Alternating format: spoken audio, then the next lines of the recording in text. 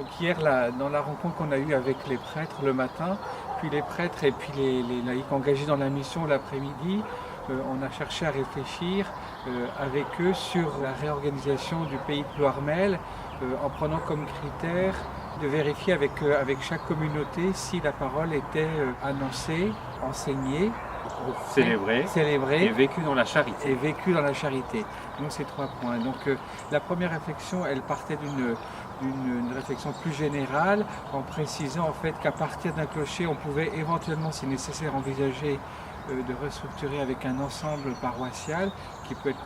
constitué de quelques clochers. Et puis ces ensembles paroissiaux ou ces paroisses pouvant constituer aussi une communauté de paroisses pour le pays de Ploërmel avec un doyen pour coordonner et accompagner ces communautés de paroisses. Mais en ayant le souci de ne pas faire du hors-sol et de garder le plus possible la réalité du terrain, dans un souci missionnaire et dans un souci d'accompagnement. On voit bien qu'au niveau politique, il y a une tendance à un regroupement fort, on va dire à une absorption vers Ploërmel, et l'Église a le souci pour la charité et pour l'accompagnement du monde rural,